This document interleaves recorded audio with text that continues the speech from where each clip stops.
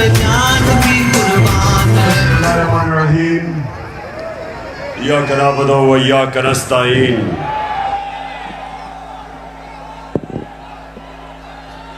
मैं सबसे पहले अपने पिंडी के एमएनएज, मेरे एमपीज, मैं आप सबको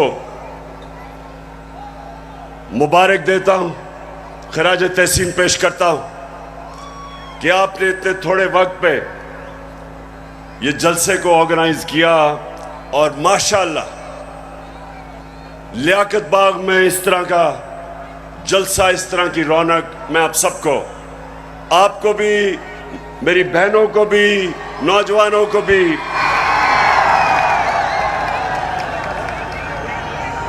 अच्छा, आपने बड़ा संजीदा तरीके से मेरी तकरीर सुननी है, क्योंकि आज मेरे मुल्क में कैंपेन चल रही है और मैं उस कैंपेन के ऊपर भी आऊंगा। उस कैंपेन का एक ही मकसद है कि मेरी कौम को हकीकी तौर पे आजाद ना होने दो। मेरे नौजवानों, खास तौर पे आप, मैं भी बैठा आपको देख रहा था, मुस्तकबिल आपका,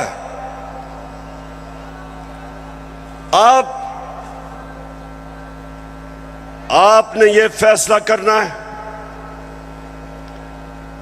कि क्या हमने उस पाकिस्तान में बड़ा होना है जिसकी ख्वाब देखी थी इल्लामा इकबाल ने और जिसके लिए जदोजहद की थी कायदे आजम ने, या वो पाकिस्तान जिधर कमजोर के लिए एक कानून, ताकतवर कानून से ऊपर कमजोर अपने हकूक ढूंढता है और ताकतवर सारे कानून तोड़ता है। ये पाकिस्तान जिस तरफ जा रहा है, मेरे नबी सल्लल्लाहु अलैहि वसल्लम ने तकरीबन 1500 साल पहले कहा था कि तुम्हारे से पहले बड़ी कौमें तबाह हुई। जो कमजोर जब चोरी करता था तो जेल में डाल देते थे, लेकिन जब ताकतवर जुर्म करता था तो वो माशरा उनको नहीं पकड़ता था, कौम तबाह हो जाती थी। आज अगर हमारी कौम एक अजीम कौम नहीं बन सकी तो वो जो मेरे नबी सल्लल्लाहु अलैहि वसल्लम ने 1500 साल पहले कहा था, उस वजह से नहीं हो सकी। जिस मुल्क के ऊपर उसका सारा करप्ट टोला डाकू ईवानों में बैठ जाए और आम आदमी अपने बुनियादी हुकूक की तलाश में हो, जितनी मर्जी चोरी करनी है, बड़ा डाकू चोरी करे, उसको पाकिस्तान का जब निजाम, इंसाफ का निजाम नहीं पकड़ता, उस मुल्क का कोई मुस्तकबिल नहीं है। इसलिए मैंने अपनी हकीकी आजादी की तहरीक का आगाज जो आज मैं शुरू कर रहा हूं, मैंने लियाकत बाग से किया, क्योंकि ये एक ऐसा तारीखी जगह है कि जो पाकिस्तान की मूवमेंट में कायदे आजम के साथ लियाकत अली खान खड़े हुए थे, उनकी शहादत यहां हुई थी। मैं ये चाहता हूं कि मेरी सारी कौम आज तैयार हो जाए। जिस जदोजहद के लिए मैं आज आपको निकालने आया हूं, क्योंकि ये आपके मुस्तकबिल का मसला है, इमरान खान का तो अल्लाह सब दे चुका है, वो तो उसका बार बार शुक्र अदा करता है कि जाती तौर पे तो अल्लाह ने बड़े करम किए मेरे पे। लेकिन मुझे आपकी फिक्र है पाकिस्तानियों, जो आज मुल्क से हो रहा है, मुझे आपकी फिक्र है। चोर डाकू जब मुल्क की क़यादत पे बैठे हों और यहां ताकत में वो लोग हों जो जाती मफादात के लिए और अपनी अना के लिए मुल्क के मुस्तकबिल को तबाह करते हैं, इनको सिर्फ अवाम की ताकत शिकस्त दे सकती है। और मैंने अपनी आज कौम से वादा कर रहा हूं कि जब तक मैं अपनी कौम को हकीकी आजादी नहीं दिलवाऊंगा, मैं पाकिस्तान की सड़कों पे होऊंगा, मैं अपने लोगों के अंदर जाऊंगा, मैं अपनी कौम को उठाऊंगा।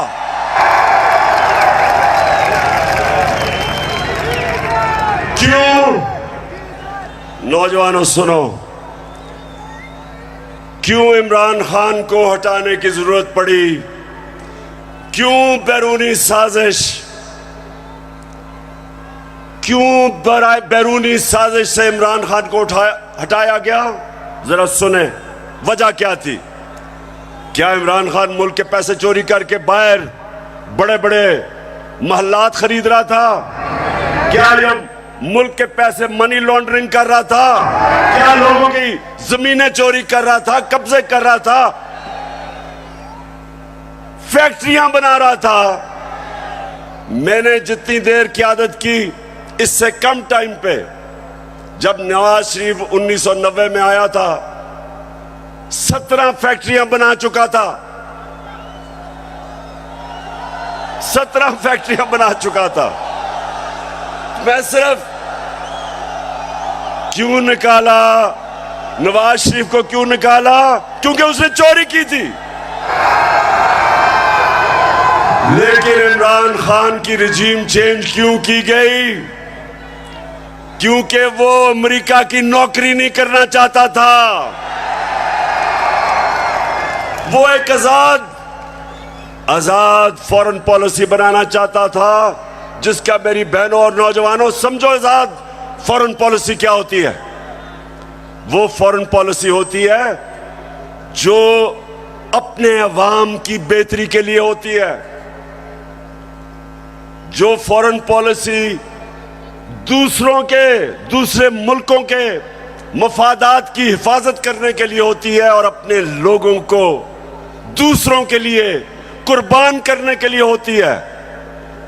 उस फॉरेन पॉलिसी के खिलाफ मैं आया था। मैं ये नहीं चाहता था कि अमेरिका की जंग में मेरी कौम जाए और 80,000 मेरे लोग उस जंग के अंदर कुर्बान हो अमेरिका के लिए। मैं नहीं चाहता था कि अगर आप अमेरिका अफगानिस्तान में यहां से हमारे ऊपर से कोई कार्रवाई करे, मैं नहीं चाहता था कि मेरा मुल्क मुलव्वस हो उसमें। क्योंकि मैं क्यों चाहूं कि अफगानिस्तान से हमारे ताल्लुकात खराब हो? मैं चाहता हूं कि मेरी फॉरेन पॉलिसी हो जो मेरे लोगों की बेहतरी में हो। अगर रूस से मुझे 30 या 40% कम कीमत पे तेल मिलता था और मैं अपने लोगों को सस्ती पेट्रोल और फजलुर रहमान दूं, तो मैं क्यों ना दूं? अगर हिंदुस्तान अमेरिका का स्ट्रेटेजिक एलाई, वो रूस से तेल खरीद सकता है और अपने लोगों को पेट्रोल और डीजल 25 रुपए लीटर कम दे सकता है, तो मैं क्यों ना दूं? अगर मुझे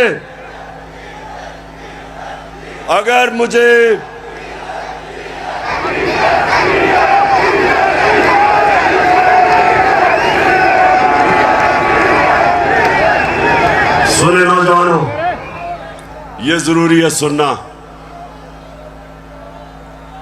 देखें, अब आप समझ जाएं, आजाद फॉरेन पॉलिसी है हिंदुस्तान की। उनका मुल्क सारे फैसले करता है अपने लोगों की बेहतरी के लिए। हमारे यहां जो गुलाम बैठे हुए थे, फैसले करते हैं दूसरे मुल्क के लिए, अपने लोगों को कुर्बान करते हैं। हम दूसरों की जंगों में शामिल होके अपने मुल्क की तबाही करते हैं। सबसे ज्यादा जो लोग बात नहीं करते, अमेरिका की जंग में जो कबायली इलाके के लोगों से जो जुल्म हुआ, जिस तरह सारा कबायली इलाका उजड़ा, 400 ड्रोन अटैक हुए, औरतें बच्चे मारे गए, उनकी जंग की वजह से 35 लाख कबायली इलाके के लोग नकल मकानी कर गए। कौन जिम्मेदार है? सिर्फ इसलिए कि यहां थोड़े साहिब इख्तिदार बैठे हुए थे जिनको थोड़े डॉलर मिलने थे, जिन्होंने थोड़े से डॉलरों के लिए अपने मुल्क को वो नुकसान पहुंचाया जो भी कबायली इलाका नहीं उस नुकसान से बचा। दूसरी चीज, मैं हमेशा कहता था कि अफगानिस्तान में जो अमेरिका गया है, इसका कोई मिलिट्री हल नहीं है, डायलॉग से मसला हल होगा। और यह पसंद नहीं था उनको। और आखिर में मैंने, जब वो अमेरिका वहां से गया, तो उनके भी लोगों ने कहा कि जो मैं कहता था ठीक, लेकिन उनको पसंद नहीं है। उनको आदत पड़ी हुई थी शहबाज शरीफ जैसे गुलामों की, और नवाज शरीफ जो सदर ओबामा के सामने पर्ची पढ़ के थैंक यू कहता था।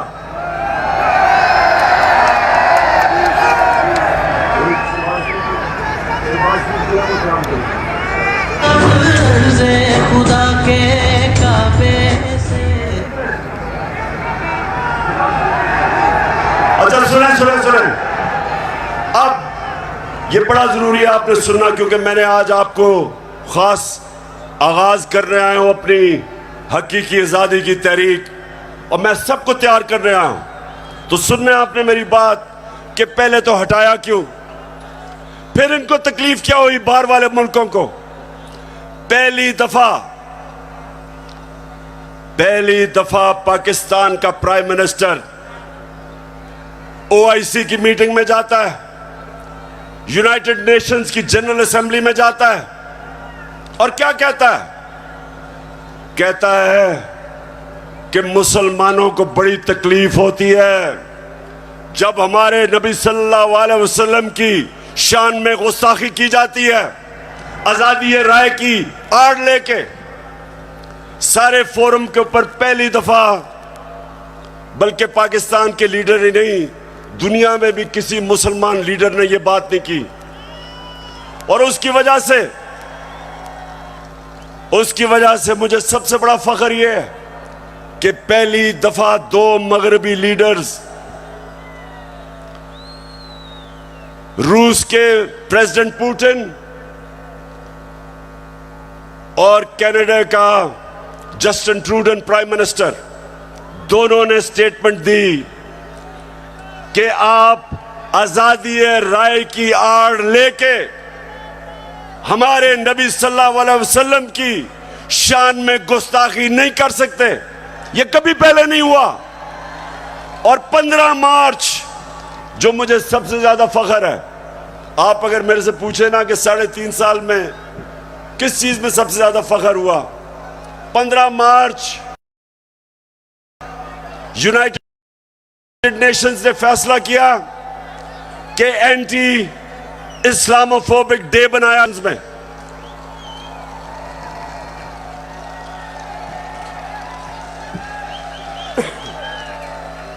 तो मेरे पाकिस्तानियों, ये वो लोग जो आदी हुए थे, वो तिफल क्या गिरेगा जो घुटनों के बल चले,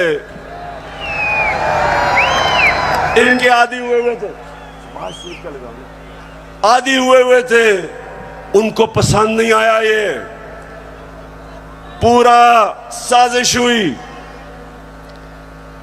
डोनाल्ड लू ने धमकी दी साजिश पहले से हुई थी और इन्होंने तब वो गवर्नमेंट गिराई जो उस वक्त 17 साल के बाद सबसे बेहतर माशी तरक्की कर रही थी। 17 साल के बाद आखिरी 2 साल में 5.6% और 6% पाकिस्तान इकोनॉमिकली हमारी ग्रोथ रेट थी, हमारी दौलत में इजाफा था। उस गवर्नमेंट को गिराया जिसकी रिकॉर्ड एक्सपोर्ट्स थी, रिकॉर्ड टैक्स कलेक्शन, बैरून मुल्क पाकिस्तानियों ने रिकॉर्ड रेमिटेंसेस भेजी। उस गवर्नमेंट को इन्होंने गिराया। किसानों के लिए बेहतरीन जो हमने पैकेजेस दिए, रिकॉर्ड फसलें हुई, उस गवर्नमेंट को इन्होंने गिराया। और उन्होंने गिराया इसलिए कि इनको इमरान खान नहीं चाहिए था, इनको चेरी ब्लॉसम चाहिए था। अब देखो, ये जरा देखें, होके आया हूँ मैं, यूएई के होके, अभी मैं तुर्की होके आया हूँ। और मैंने उन भाइयों को कहा कि आप हमारे बड़े अजीम भाई हैं, हमेशा आपने हमारी मदद की। और मैंने यही कहा, जब मैं आया हूँ तो आप समझेंगे शायद, ये मांगने आया है। मैं मांगने नहीं आया, लेकिन मजबूरी है। हमारा जिस तरह माजी में 75 साल में आपने हमारा हाथ बटाया है, कुछ अर्सा आप हाथ बटा। मैंने कहा मैं वादा करता हूँ कि इंशाअल्लाह हम पूरी कौम हम मिलकर दिन रात, हमेशा आपने हमारी मदद की। और मैंने यही कहा, जब मैं आया हूँ तो आप समझेंगे शायद, ये मांगने आया है। मैं मांगने नहीं आया, लेकिन मजबूरी है।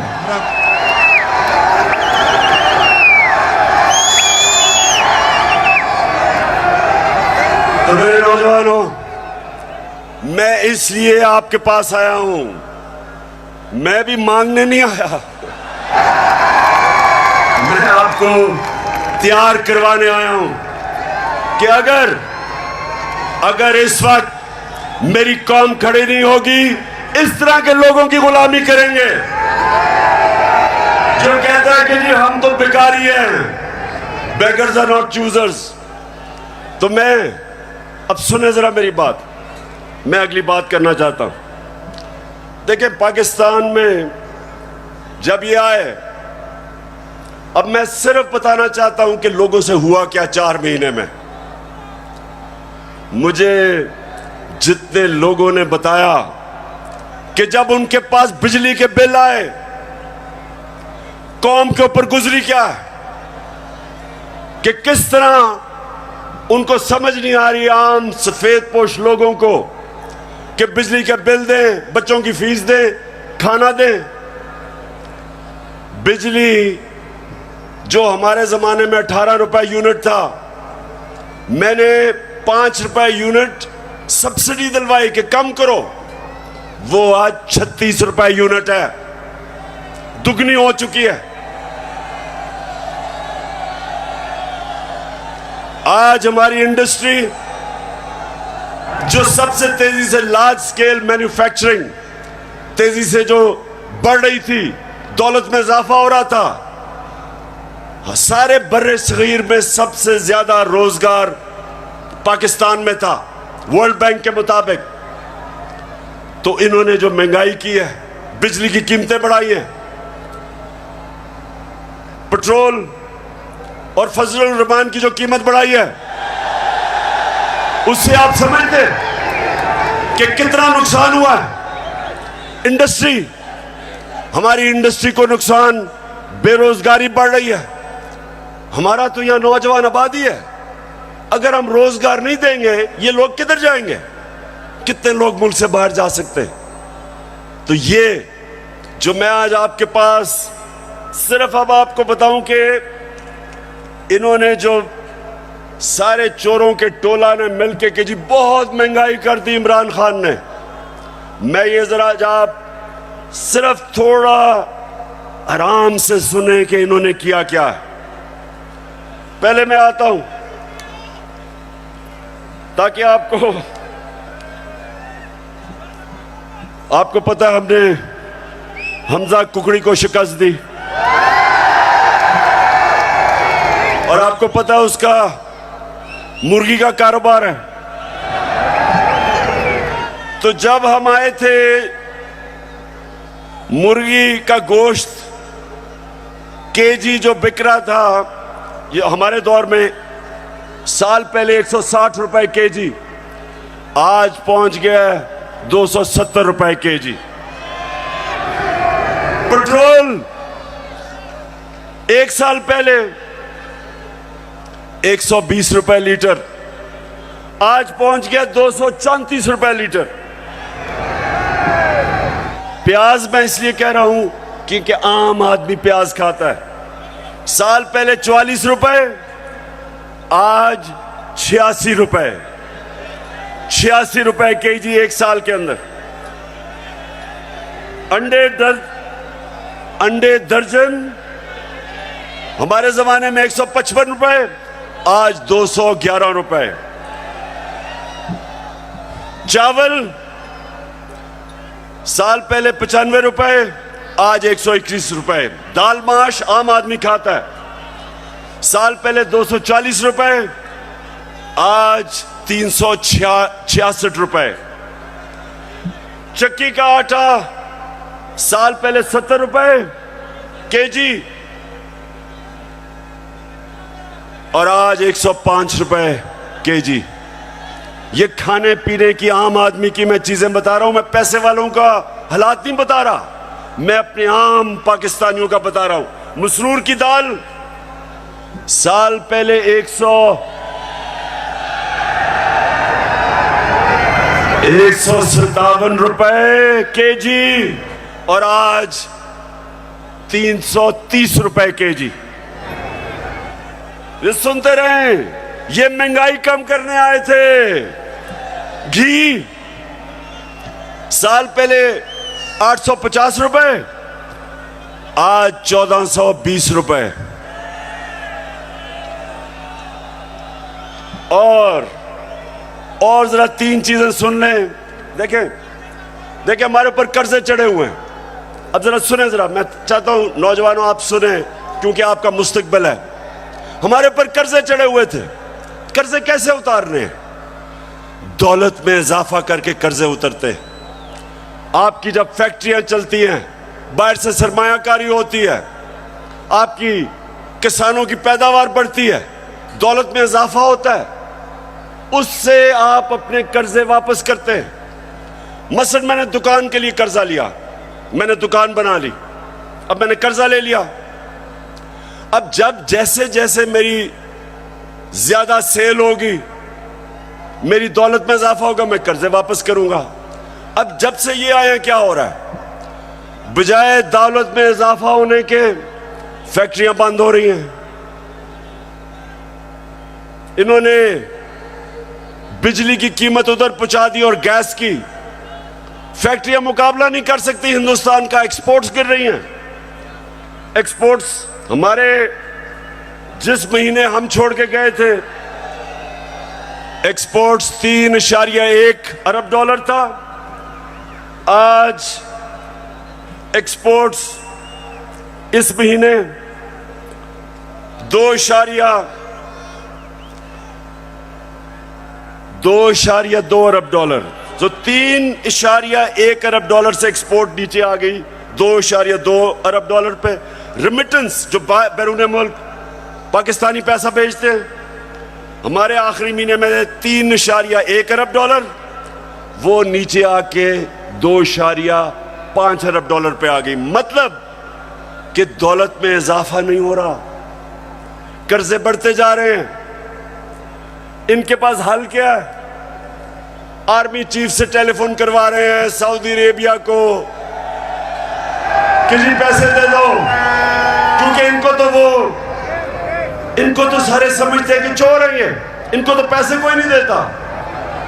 तो आर्मी चीफ अमेरिका को कभी टेलीफोन कर रहा है, कभी यूएई को कर रहा है, कभी सऊदी को कि जी पैसे दे दो। तो इससे क्या होगा? वो तो कर्जे देंगे, कर्जे बढ़ते जा रहे हैं। कर्जे वापस कैसे कर रहे हैं? दौलत में तो इजाफा नहीं हो रहा। और इसलिए मेरे पाकिस्तानियों, इसलिए मैं इनको कहता हूं कि एक ही तरीका है इस मुल्क को इस दलदल में जो घुसा रहे हैं निकालने का, और वो है साफ और शफाफ इलेक्शन। एक ही रास्ता। लेकिन ये सारे खौफजदा हैं। इन्होंने जब हुकूमत गिराई, नौजवानों सुनो, हुकूमत जब गिरवाई, इनका ख्याल था पार्टी का जनाजा निकल गया। उसके बाद जब पब्लिक सड़कों पे आ गई, इन्होंने 25 मई को हमारे ऊपर जुल्म किया दहशत फैलाने के लिए। उसके बाद 17 जुलाई को बाई इलेक्शन हुआ पंजाब का, हमजा कुकड़ी फारग हो गया, हम जीत गए। सितम के कोहे गरा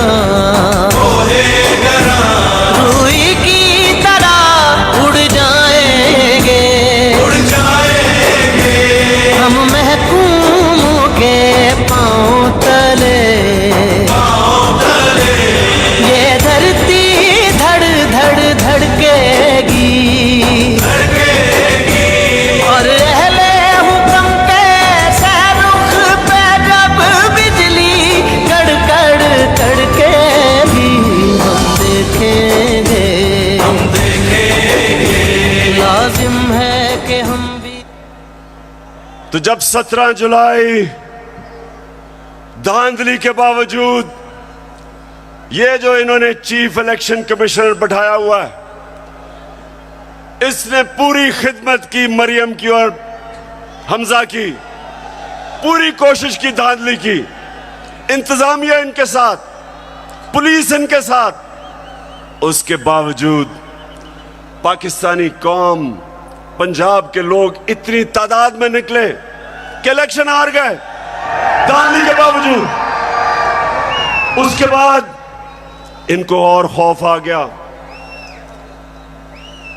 उसके बाद इन्होंने एक और प्लान लेके आए। इन्होंने कहा अगर हम अब इलेक्शन करवाएंगे तो ये तो 2/3 अक्सरियत ले जाएगी तहरीक इंसाफ। डर गए, खौफजदा हो गए। फिर इन्होंने एक और प्लान बनाया, और प्लान बनाया कि तहरीक इंसाफ को क्रश करो। पाकिस्तान की जो सबसे बड़ी पार्टी, किसी ना किसी तरह इसको क्रश कर इलेक्शन तब तक ना कराओ जब तक पार्टी क्रश ना हो। और मैं बार बार आइन और कानून के बीच में रहता रहा। 25 मई को जो इन्होंने जुल्म किया, उसके बावजूद अगर मैं उस दिन डी चौक में, अगर मैं उस दिन वहां से अपना धरना खत्म ना करता, मुझे पता था कि शाम को खून होना है। मुझे पता है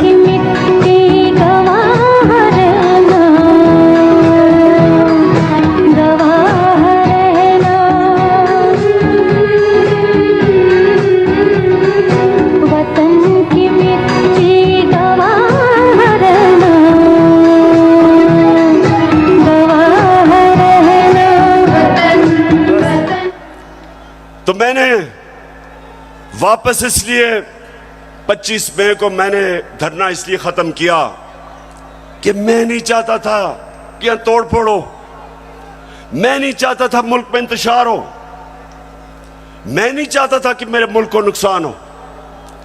और मुझे पता था कि जिस तरह पुलिस ने दहशतगर्दी की और रेंजर्स ने हमारे ऊपर जिस तरह रबर बुलेट चलाई औरतों बच्चों पे, मुझे पता था कि अगले दिन इंतशार होना था।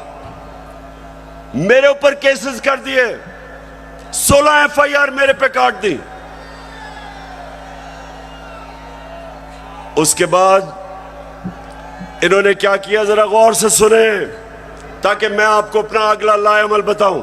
इन्होंने किया क्या? इन्होंने उसके बाद फैसला किया कि तहरीक इंसाफ को दबाया जाए।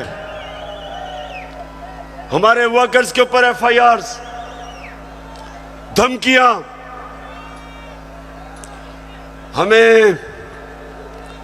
हमें यह कहा गया कि जनाब अगर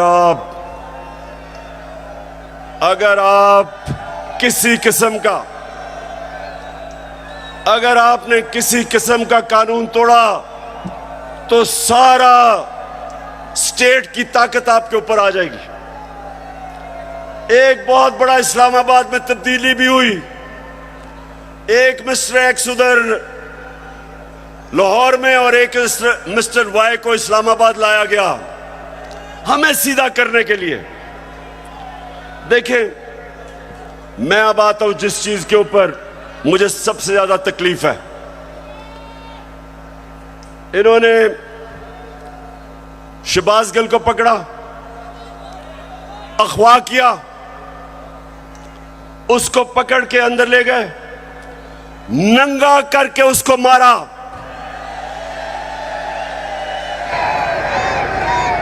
दो तीन दिन तक मुझे तो पता नहीं चला। जब मेरे वकील मिलने गए, उन्होंने मुझे आके बताया कि उन्होंने उसका क्या हशर किया। अब शहबाज गिल, जरा मैं सारे पाकिस्तानियों का तो जरा गौर से मेरी बात सुने।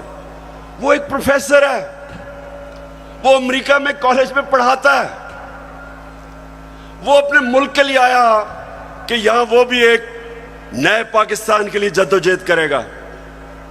उसका कितना बड़ा जुर्म था, कितना बड़ा जुर्म था कि पहले उसको उठा के उसकी गाड़ी का शीशा तोड़ा, उसको उठा के ले गए।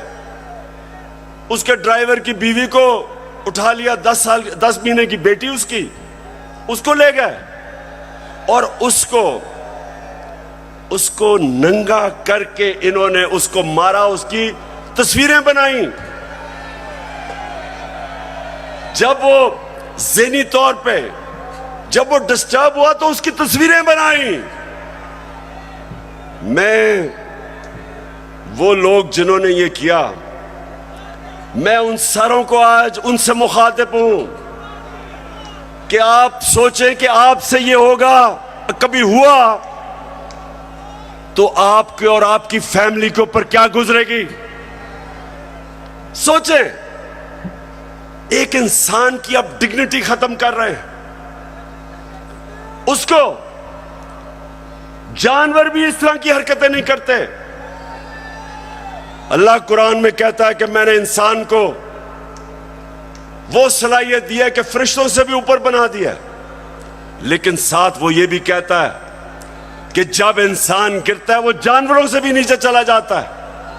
ये जो इन्होंने किया है, ये जानवरों से भी नीचे चले गए हैं। खुदा के काबे से सब बुत उठवाए जाएंगे, हम रहले सफा। फिर झूठ बोला जाता है। सारे डरे हुए होते हैं, सुपरिटेंडेंट सच नहीं बताते कि उसके ऊपर तशद्दुद हुआ, छुपाने की कोशिश की जाती है। और मुझे जो अफसोस हुआ कि मैजिस्ट्रेट ज़ेबा, जब आपके सामने एक आदमी आया और तशद्दुद पुलिस कर चुकी थी उस पर, क्या आपको वापस पुलिस के पास उसको भेजना चाहिए था? आपको तफ्तीश नहीं करनी चाहिए थी? यह आपको इंसाफ का तकाजा था कि जब एक आपको नजर आ रहा था कि वो बिल्कुल टूट चुका था, जो उन्होंने उसे जुल्म किया था, उसके बावजूद वापस भेज दिया पुलिस के पास। और फिर कहते हैं जी किसी को तौहीन हो गई। ये आप जो इतना बड़ा रुतबा है जज का, उससे आप इंसाफ नहीं कर रहे। और जो आईजी और डीआईजी इस्लामाबाद, इनके ऊपर, दोनों के ऊपर केसेस हमने दर्ज करवाए हैं, अब इनके ऊपर एफआईआर कटवाई है। और मैं सारी अपनी कौम को कहता हूं कि ये आजाद मुल्कों में ऐसी चीजें नहीं होती। सिर्फ गुलाम मुल्कों में, जिधर आपके हकूक नहीं होते, जिधर इंसाफ नहीं होता, जिधर आइन की और कानून की बालादस्ती नहीं होती, उन कौमों में यह होता है। वहां लोग गुलाम होते हैं, वो कभी ऊपर नहीं आ सकते। जिस कौम के अंदर इंसाफ नहीं होता, वो कभी ऊपर नहीं आती। नबी सल्लल्लाहु अलैहि वसल्लम ने मदीना में लोगों को इंसाफ दे के आजाद कर दिया था। उन्होंने सबको कानून के सामने एक बराबर खड़ा कर दिया था। कोई ताकतवर किसी कमजोर पे जुल्म नहीं कर सकता था, इसलिए वो आजाद हो गए थे। हमारा हर जगह ये जो शहबाज गिल का केस है कि नवाज शरीफ ने उससे बहुत बुरी बातें पाकिस्तानी फौज के खिलाफ की है। देखें जरा इनकी टेप से इन्होंने जो क्या क्या कहा हुआ पाकिस्तानी फौज के ऊपर। नवाज शरीफ ने, ख्वाजा आसिफ ने, मरियम ने, उनको क्यों नहीं पूछते? क्योंकि वो ताकतवर हैं। वो बेचारा अमेरिका से आया था, कहा कि उसको पूछने वाला कोई नहीं, उसको इस तरह अपने जलील करके। और मुझे शर्म आती है कि हमारे मुल्क में इस तरह की इंसानों को जलील किया जाता है। और इंशाअल्लाह इसका हम पूरा कानूनी तौर पे हम पूरा इंसाफ लेके रहेंगे इसके ऊपर। बाजवा साहब, आपने हमारी अच्छी भली चलती हुकूमत को रुखसत करवाया, जजों से जोर जबरदस्ती से फैसले आपने लिखवाए। जनरल बाजवा साहब, आपको 2018 इलेक्शन में अवाम के मैंडेट की चोरी का हिसाब देना है। हाँ, नवाज शरीफ ने ये जरूर किया कि उसने किरदारों और इदारों के दरमियान एक वाज़ेह लकीर खींच दी है। एक या दो अफराद इदारा नहीं हुआ करते, एक या दो अफराद इदारों की बदनामी का बायस बना करते हैं।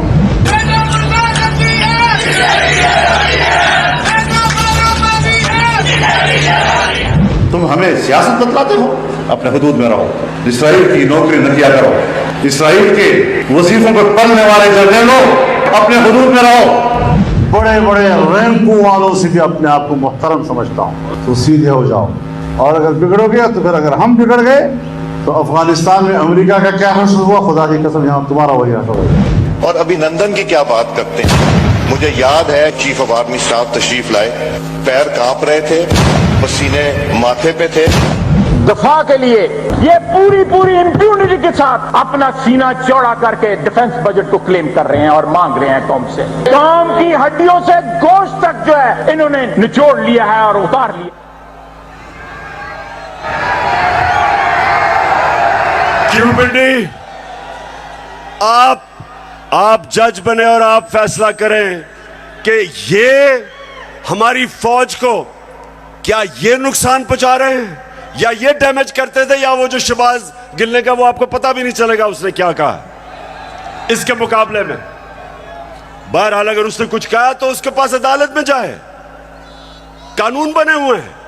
लेकिन नंगा करके किसी के ऊपर तशद्दुद करना ये किसी भी इंसानी माशरे में नहीं होता। ये सिर्फ जानवरों के माशरे में, बल्कि वो भी मैं कहूंगा कि ऐसे नहीं होता। अच्छा,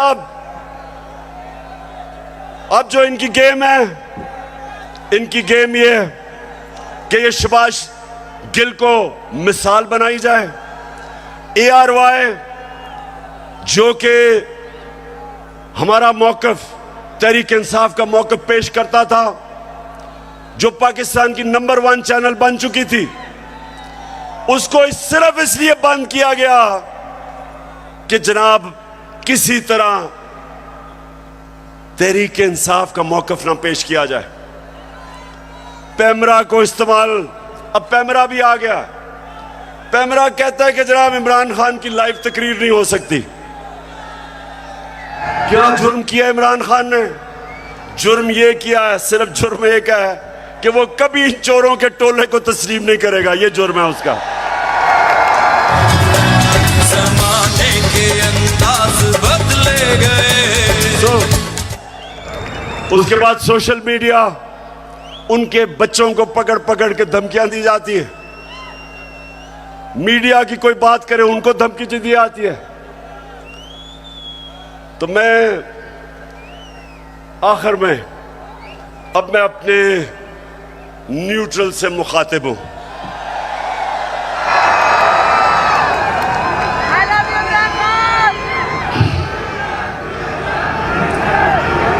मैं सबसे पहले आपको यह बताना चाहता हूं, वो वाले जो 4 लोगों की स्टेटमेंट है ना,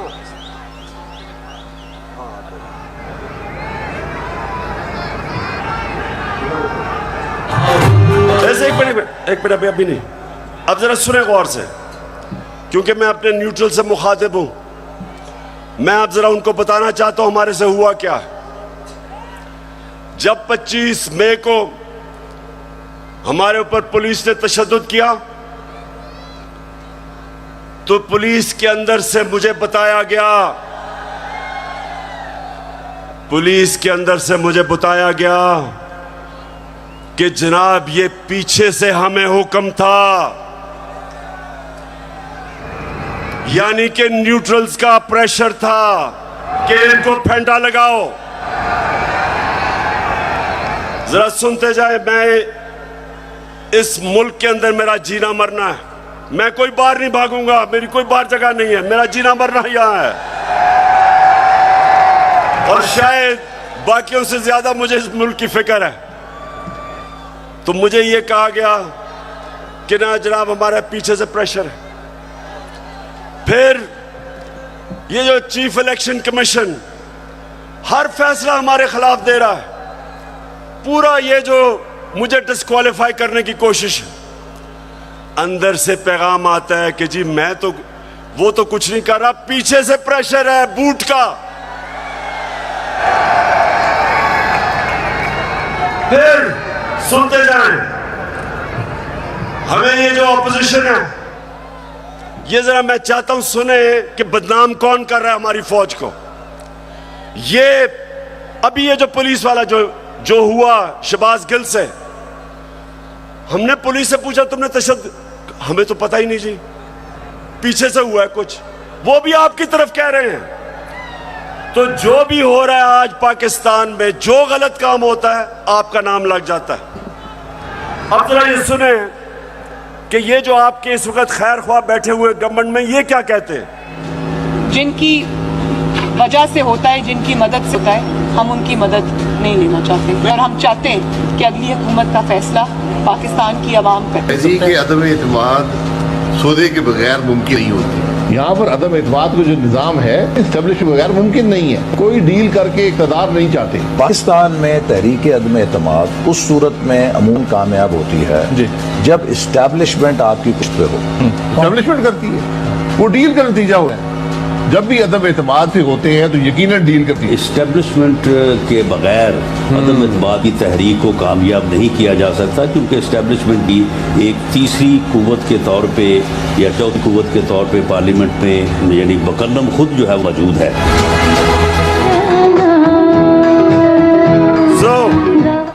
सो मैं ये सवाल पूछता हूं, कौन किसको बदनाम कर रहा है। और उसके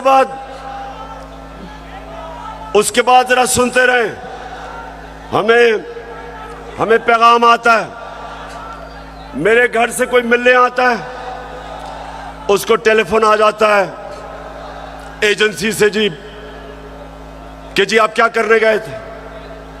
मेरे घर में लोग मिलने आ रहे हैं, पुलिस खड़ी है नीचे, उनके जूते उतार रही है।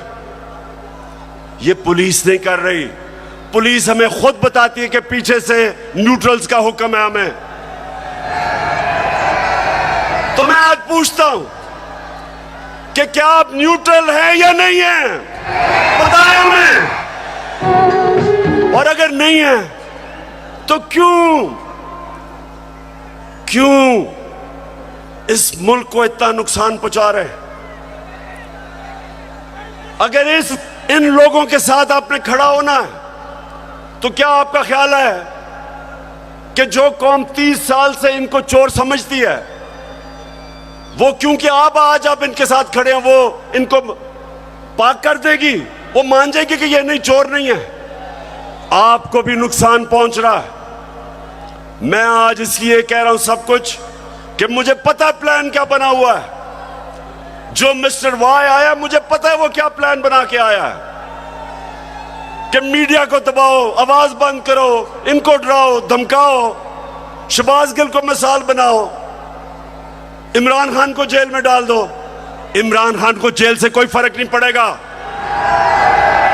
जो करना करो, जो करना करो। मैं अपनी कौम के सामने सारी कौम को इकट्ठा करूंगा, और अगर ये जो डिस्क्वालीफाई कर रहे हैं जी, फंडिंग केस या फलाना केस, जो भी आप करेंगे आप अपनी कौम को नुकसान पहुंचाएंगे। क्यों? क्योंकि सबसे बड़ी पाकिस्तान में इस वक्त नेशनल लेवल पे फेडरल पार्टी तहरीक एक ही है, तहरीक इंसाफ। सारे पाकिस्तान में है, सारे सूबों में है। ये मुल्क को इकट्ठा रख सकती है। कभी फौज अकेला मुल्क को इकट्ठा नहीं रख सकती, नहीं तो इस पाकिस्तान को इकट्ठा रख सकते। पॉलिटिकल पार्टी जो सारे मुल्क में इंसानों को इकट्ठा करती है, वो मुल्क को मजबूत रखती है। उस पार्टी को कमजोर करने का मतलब पाकिस्तान को कमजोर करना है। और अगर आप इसी पार्टी को दीवार से लगा देंगे, जो आप इस वक्त प्लान बना हुआ है, मैं आपको यकीन दिला रहा हूं कि यहां श्रीलंका वाला हाल होने वाला है।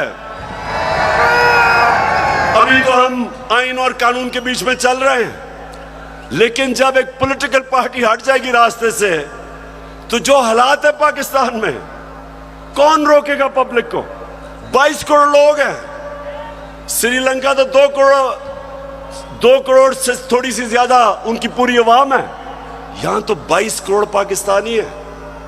जो हालात है, अगर इसमें आप पॉलिटिकल पार्टी को खत्म करके इन चोरों को ऊपर मुसल्लत करेंगे, नुकसान तो मुल्क है।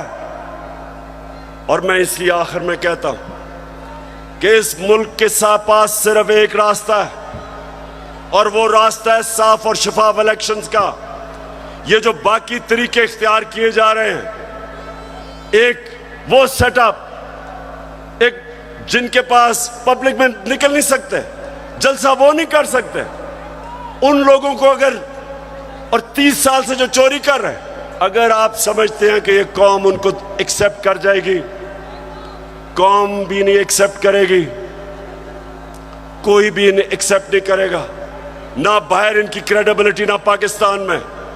और आगे हमारे मुल्क के हालात बिगड़ते जाएंगे।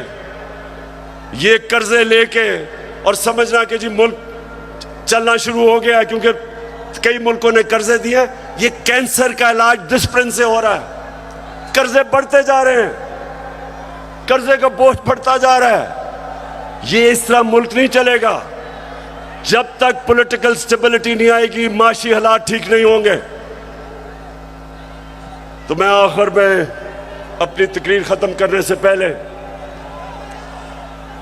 बलूचिस्तान के लोग, सिंध के लोग, और राजनपुर और डेरा गाजी खान जिधर सैलाब आए हुए हैं, उधर के लोगों के लिए एक तो हम दुआ भी करते हैं, और मैं सारी गवर्नमेंट्स को, पंजाब की गवर्नमेंट को कह रहा हूं कि पूरी तरह मदद करें हमारे इलाकों में। केपी की गवर्नमेंट को कहूंगा कि जो भी हम कर सकें बलूचिस्तान में करें, और जो भी हालात हैं, मैं चाहूंगा कि जो हमारे लोग बड़े खुल के ऐसे मौके पे मोबिलाइज होते हैं, इन लोगों की मदद करें, क्योंकि लोग इस वक्त सैलाब की वजह से बहुत मुश्किल में। और आखिर में मैं ये भी मुबारक देना चाहता हूं सबको कि अभी जो कराची में बाय इलेक्शन है, तहरीक इंसाफ जीत गई है। पाकिस्तान जिंदाबाद।